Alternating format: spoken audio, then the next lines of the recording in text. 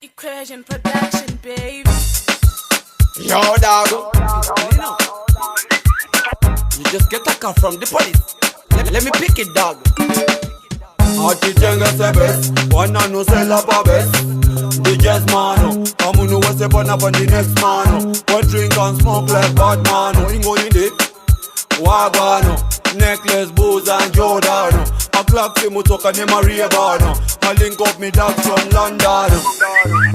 A bad mano, a juice a the main to the big mano. A yard mano, kune munu wakatengesa jazz mano. Wakatengesa best kungevenda daizva ko wakatengesa best rembeda. Chimero ichi makaita mega tikava jega vachapa manyonge jega.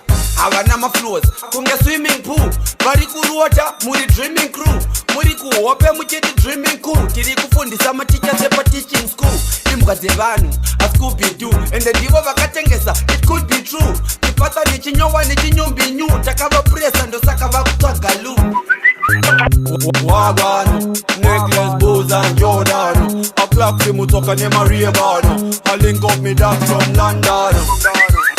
A bad mano, a juice a the main to the big mano. A yard mano, kune munu wakatengesa jazz mano. They Mr. Potayad, oyoi, jariba danso di tingo. Vari kupikisa vari kutiko, vakauya kuno muno vati yandipo. Kiko, crisscross, prodigy kureva novel Christos. Mamero watita yakunga siso, vakatengesa best nekushaya wisdom. Ngema, maudo, bondi tinongorova mbuto. Postate, luda, ivaya unovapedza muto. Wagano, necklace, booze and Jordano. A clock fi mutoka ne Maria Bano. I link up me dog from London. A bad mano, a juice a the main to the big mano.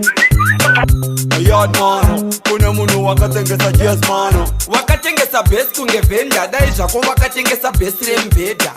Chimero ichi makaita mega tikava jega vachapa manyonge jega.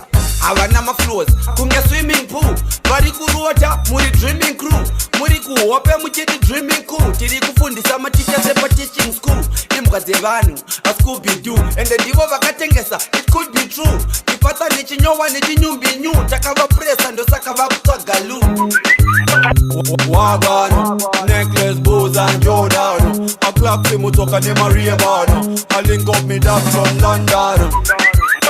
A bad mano, a juice a the main to the big mano. A yard mano, kune munu wakatengesa jazz mano. Sound man.